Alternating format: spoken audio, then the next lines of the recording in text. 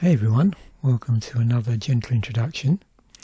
So something I haven't really touched on yet in the series is Hugging Face.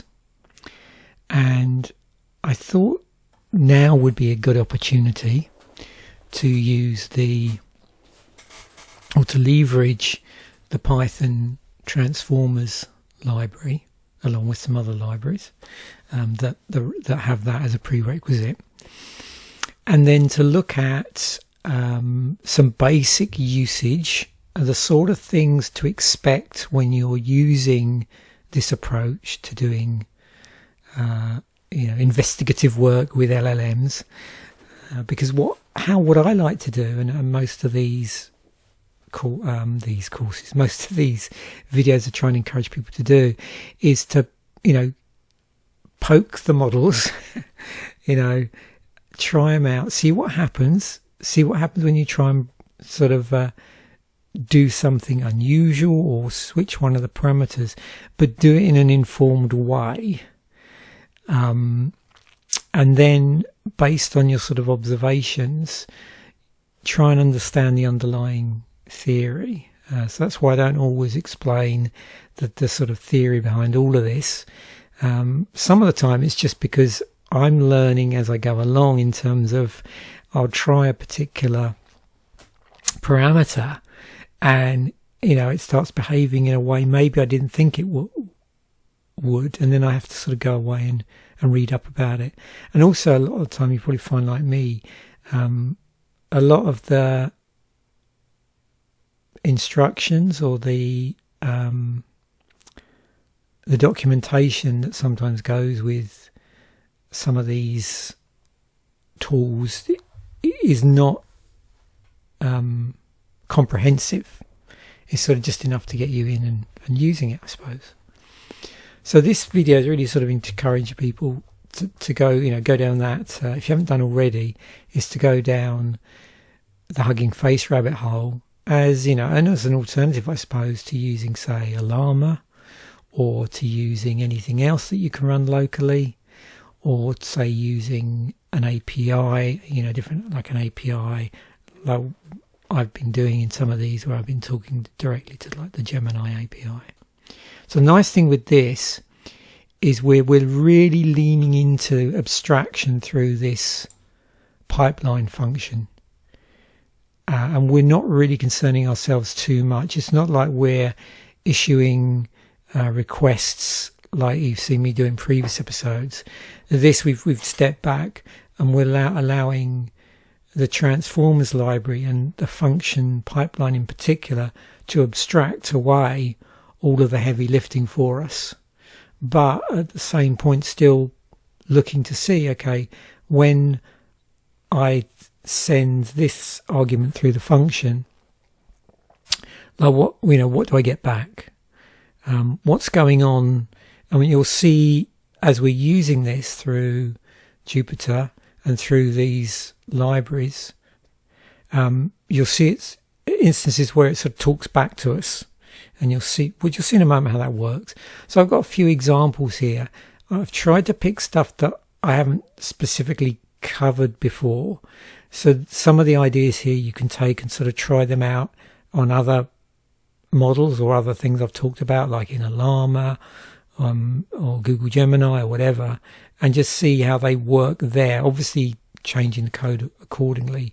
The other thing here, sometimes I will deliberately assign a variable value to a name before I use it in the function, and sometimes I won't. That's mainly to sort of encourage people to sort of tweak this, and then other times you'll see I've actually got it sort of in situ, and that's because what I'm doing there is it's more like just illustrating for this one, okay, what does it look like if I try and do a text generation with no model, so you can sort of see what's going on. So I'm not too worried about being able to switch the text generation text. I mean, I can do it from here, but sometimes I find it easier if it's in a variable sort of outside of the function, just that's just because that's the way I seem to prefer it. And also, if you're then going to create some sort of input, then it's a little easier to then refactor this than it is to, refactor from inside of the actual function. So we'll walk through this, just see what was going on. I try to pick stuff that's really simple to play around with, simple to understand, and also I've isolated where I'm extracting certain bits out of the returned result, and I'll be able to show you sort of before and after with some of these. Okay, so first things first, the bare minimum you're going to need is these two. This is a nice to have.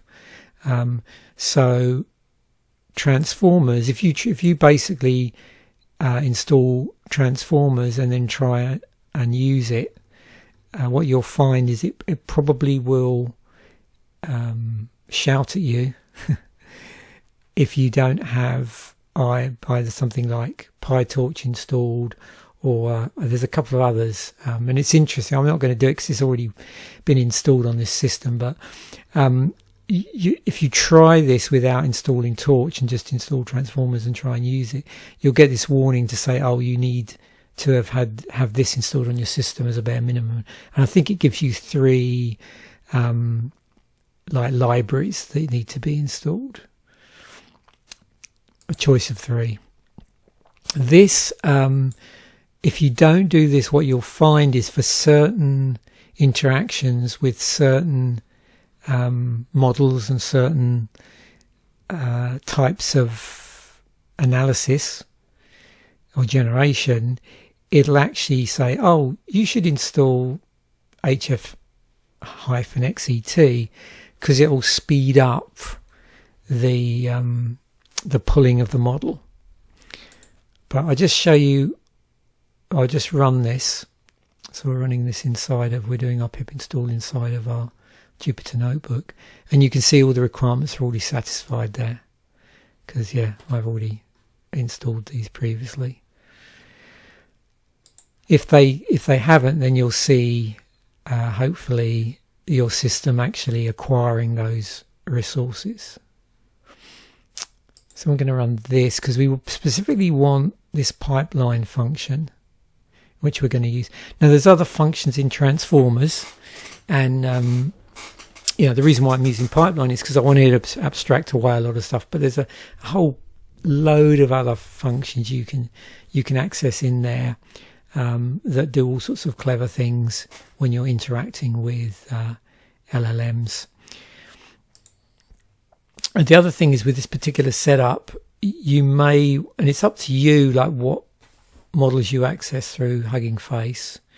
And of course the whole Hugging Face access is all abstracted inside of this pipeline function. But you'll see if you play around with this how fast or slow it is based on what sort of models you're trying to pull down. So let's see what happens when you try and pull a model, you try and use pipeline sentiment analysis specifically, and you don't specify a model. So you can see all we're doing here is we're just we're creating this pipeline, should I say, this object, and making it assume the role of a sentiment analysis. That's what's sort of been abstracted away. So under the bonnet, there's obviously a lot more going on, but we're creating this sentiment analyzer object, which we can then send stuff we want sentiment analysis on. So if I run this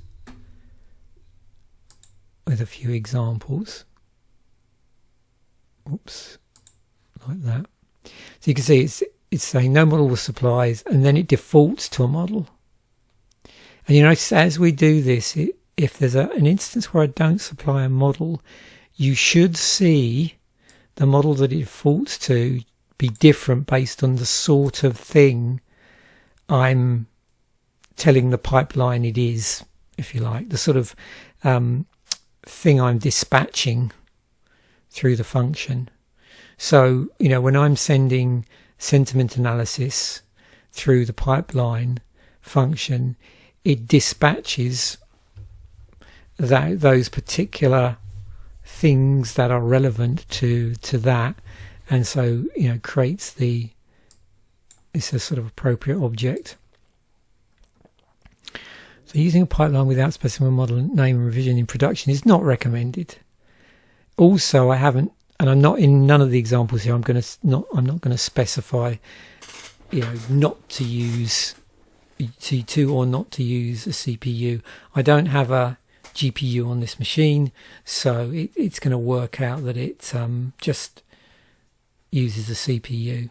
But I'm pretty sure somewhere in here, if you go through the documentation for this, there's the ability to do that. The default is auto, but you can tell it specifically to do things. It'll try and work out what to use. So at the moment it's doing that, and we'll just leave that all the way through. And you can see here we get our basic sentiment analysis. And there we've got our label, so negative, positive, positive, positive. Now what's interesting is this and this are, so we've got the English version, the French version, English version, the French version. But here it's just pulling a model based on sentiment analysis. What if we gave it a model that is multilingual? So we will do that. So this time around we're going to specify a model.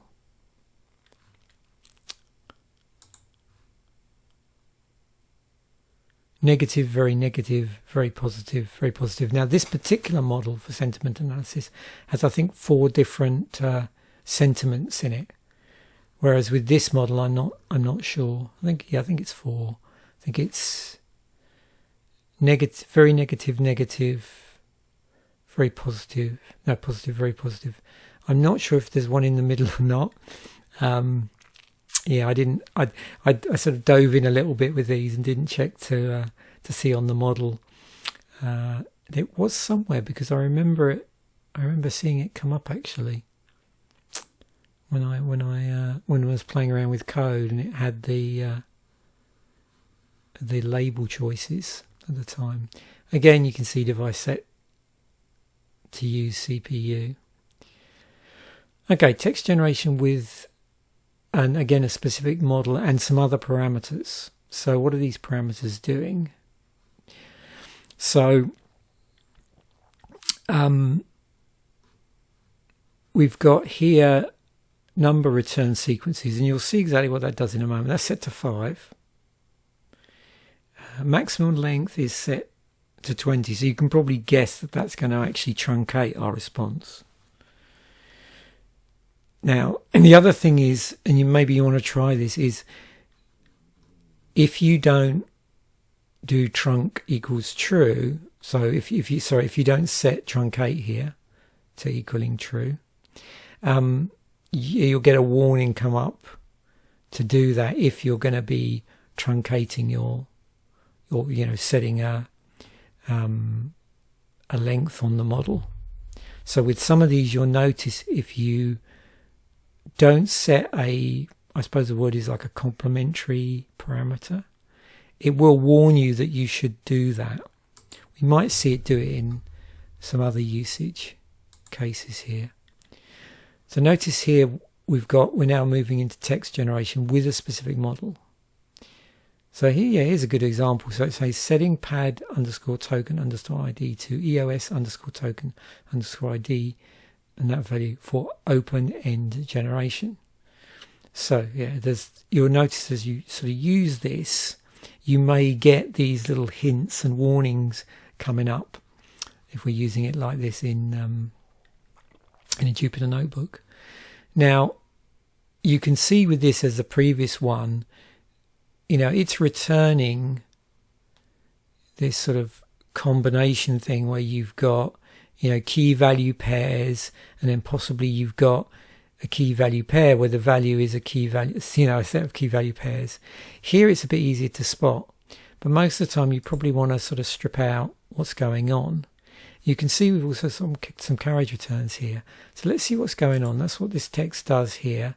We're just going to go through, sort of iterate through our result for each item in the result. So you can see here's sort of item, first item, second item. There should be 5 here. So this is what this number return sequences does. It's actually giving us, you know, if you like, I suppose five go-throughs of this particular text generation prompt. And remember, when you're using text generation, it's doing like next word prediction, but on a massive scale.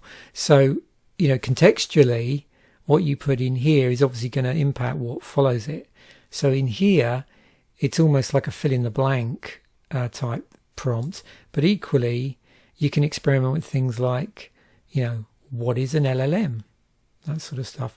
And then the idea here is to play around with these values and see what they do. But we'll get an idea. And the reason why we're choosing multiple ones here is it's sort of easier to spot when you set a maximum length. Like, what does that maximum length pertain to? You know, what does it relate to? So we'll go down here and we'll do this. And you can see, so this one here it's actually putting some new lines in. That's why it's done this.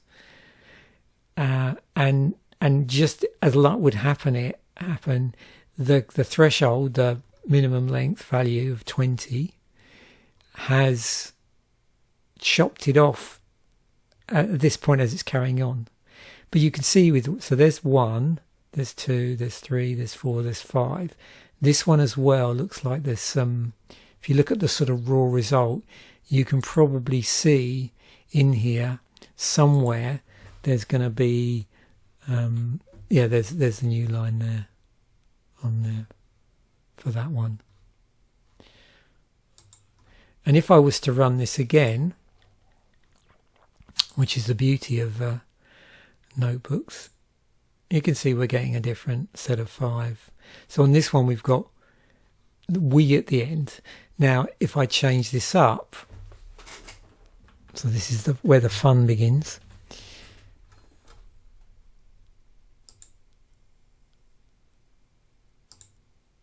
There you go. So we're sort of, you know, give it it has the potential to spit out a longer answer if it needs to. So it might stop. Now, if we were to do something like this, let's see what happens. So if I do, and this is, you know, one of the reasons it's finishing so fast is it's not having to do a ton of completion. So this is quite a good way if you just want to sort of get some appreciation for how text generation works, and you don't want it to spend ages giving you a response. You just want to see what happens maybe in the first, 100 to, whatever number characters. But what I can do is something like this, and what is Java? What is JavaScript? Okay, rerun that, and we'll break it down.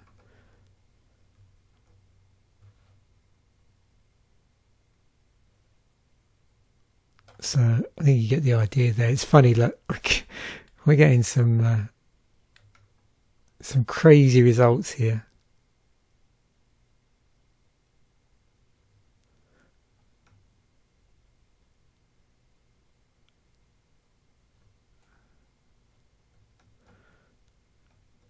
Anyway, now of course what you can do is play around with these models so that the sort of text generation you get is going to be more appropriate to what you need it to produce. But again, you know, there's stuff to play around with. We're using a distilled version of GPT-2 here from the Hugging Face, from the library. You know, it's obviously we're sending that to, and it's going out through Hugging Face, pulling that down. Now, if I was using this for the first time, one thing that it's not showing us, because I've used this before, is when you first run these, you'll notice that it has to sort of pull down those models for use. Yeah, so let me just undo this stuff before we move on.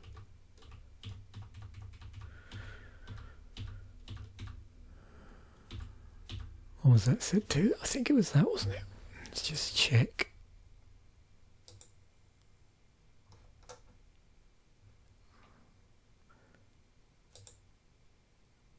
Yeah, anyway, it's all fun and games. Right, so we've got this zero-shot classification. So what's happening here? So notice now we've sent the function this argument zero-shot classification, and in this instance it's defaulting to this model. We haven't given it a model. And again, we get that warning saying using a pipeline without specifying a model name and revision in production is not recommended, because you don't know. Potentially, you could end up with anything.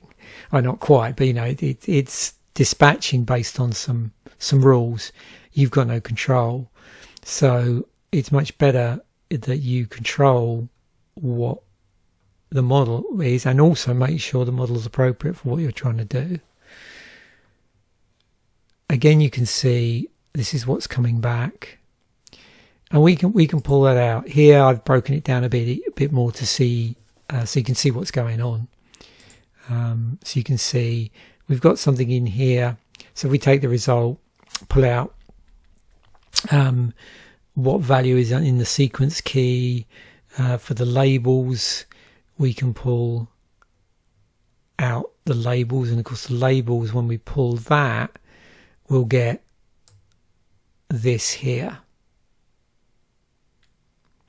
as well. So, and the same with the scores. So we get a sort of list of labels, a list of scores. So we can treat that accordingly. So we can print, the sequence, and then we can, for the label and scores, do some for loop shenanigans, and a little bit of sort of Pythonic code. And we end up with something like this. Of course, I can lay this out. I could do some sort of clever things with some table libraries and stuff like that if I wanted to. Answering from the context text. So this is something I haven't really spoken much about, I don't think, in this series. So you can do stuff where you can give it a question, give it some sort of context to apply that question, and it should be able to pull out the answer from that. So this is one way you can sort of use LLMs to sort of do your own Q&A type stuff. And you can really go to town with this. Again, you can see here when we've got the pipeline, we're calling the pipeline function, we're sending it, the question answering. Now, again, we haven't supplied any model. Notice what's happening this time. So we get a different model selected based on, what we're sending the pipeline function as our argument. Again, I've sort of separated out. I could have buried this inside of here, but just so that if you want to play around, it's a little bit easier when it's up here. So you can sort of ask a question. And you can do things like ask it a question that makes no sense to its context, and then see what happens with it. And again, we get this answer back, and we want to extract stuff from there. So we need to do something like this in there. This is another one with some parameters, but this time around, notice when we did parameters before, we had like maximum length, what was it, 20 or 30, a number of sequences of 5. We've just got one, we've got a longer maximum length, and we're not supplying the model name.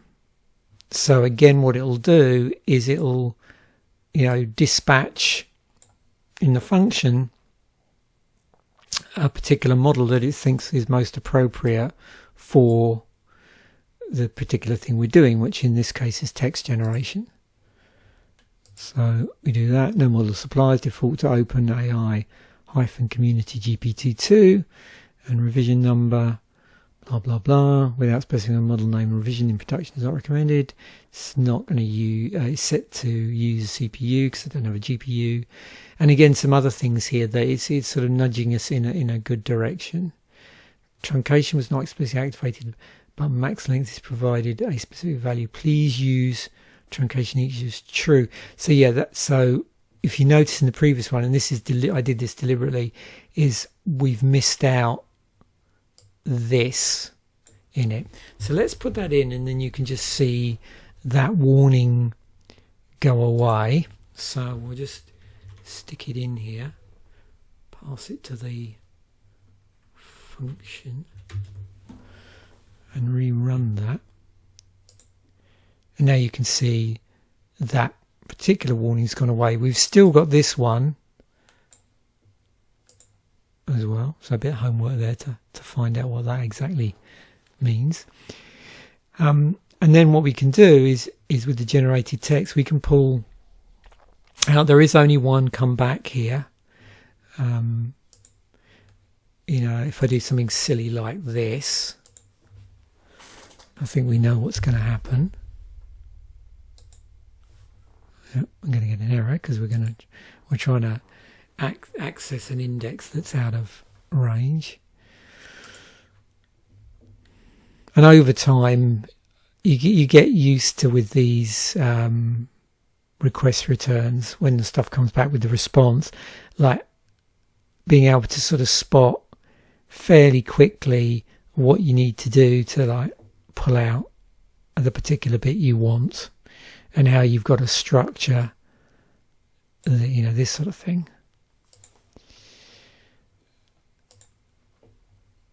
So we're going to do some summarization here. So with this one, we've got this sort of article, if you want, which is just a really long piece of text there. And we're just going to ask it to summarize it. We've given it a specific model here, this one. It could be another model that's maybe appropriate for summarization. Again, with these, it's fun to use inappropriate models a lot of the time. And when you go through this, you might discover that actually there's probably more appropriate models that I could have used. But part of the fun is, mixing it up a bit and try to use something that maybe isn't quite appropriate for the job in hand, and just seeing how things can go wrong. Okay.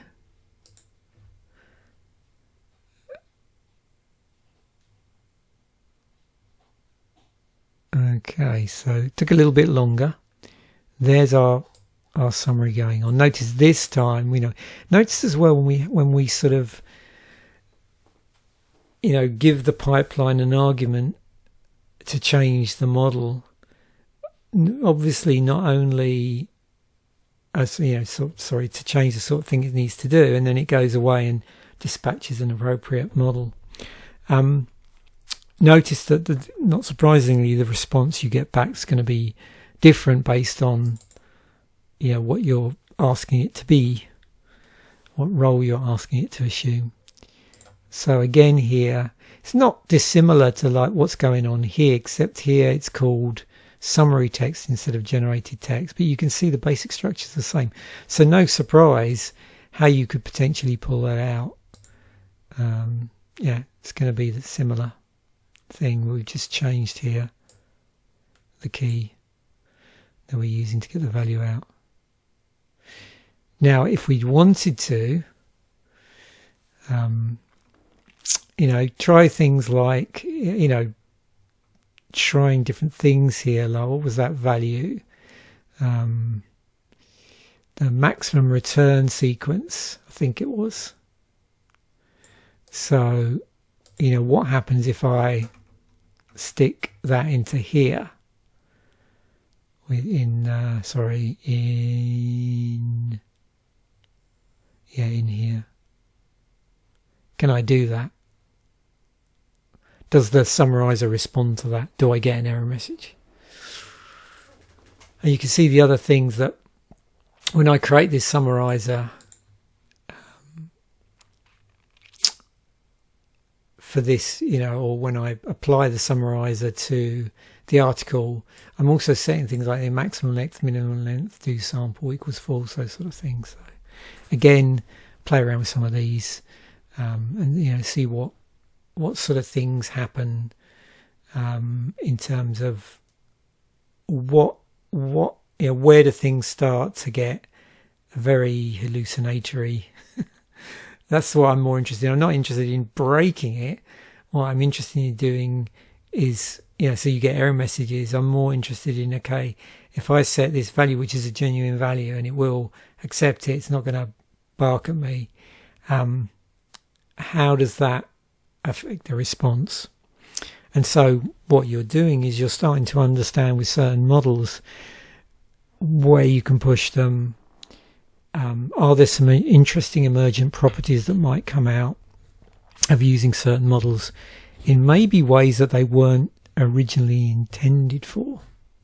So hopefully you found this helpful. Certainly putting it together for me, it was great fun to play around with Hugging Faces. It's something I've not really sort of gone into that much, apart from use the main interface. This is the first time I've really tried to properly use this particular library, this particular function to do that pipeline. And as I've said, there's other functions in the transformers library that you can leverage if you want to get a bit closer in and do some other stuff. But pipeline's a nice functional abstraction if you're just interested in maybe trying out a few concepts around the roles that models can do and what models are most appropriate for certain roles. So thanks once again for watching. Bye for now, and I will catch you in a future episode. Oh, and by the way, I will post the link to the code on my GitHub page for this episode. Thank you.